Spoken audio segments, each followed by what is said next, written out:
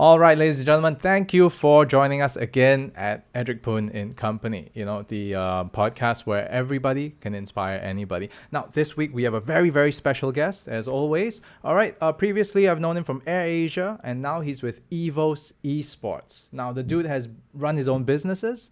He's done PR in the airline industry, and hell, now he's in esports. What can I say? Welcome to the show, Allan Phang.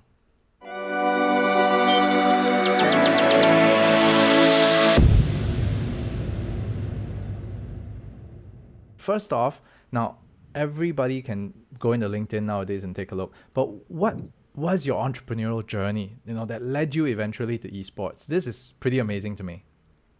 Wow, yeah, it's quite a journey and story for me. Thanks, Edric, for asking. I first started off back like everyone else, you go through high school and then to college. I went to two colleges. First was in EPIC, is Asia Pacific Institute of Information Technology. So you learn like computer stuff and all that computing. But I wasn't really good in computers back then. A lot of COBOL, C++, Java. I hate it, right? I had to go through it. Then I told my mom, no, I'm going to change to business marketing in another college called INTI. So I did it. And after a while, I realized that, hey, this studying thing, I always flunk my ad maths and accounts really bad lah. In the end, I told my mom, like, you know what, I'm going to like maybe start working. And I was exploring lah. So I actually am a college dropout back then. Oh. And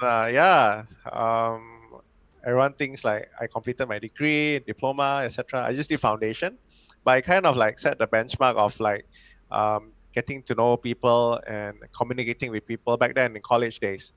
And one day I was at a paintball field near my house, and paintball was still very new back then, and played some paintball and somehow met a bunch of investors who wanted to do a paintball business, a lot of import-export distribution around Southeast Asia, including Singapore.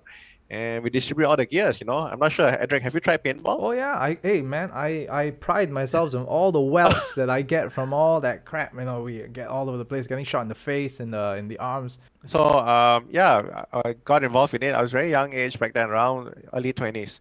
And they said, hey, Allan, why don't you join us? We're going to do a business. I'm like, what business? Import, export, selling equipments.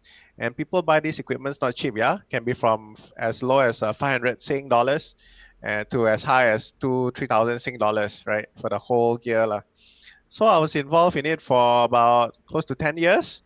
And we did two companies. One is the import-export distribution business of all the equipments in paintball. The other was the international events that we did around Southeast Asia.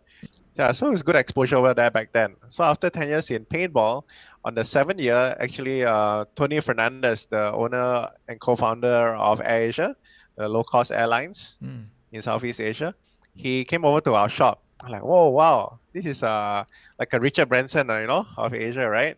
And he bought stuff for him and his son, paintball equipment, right? And I was like looking at him, hey, he has no bodyguard.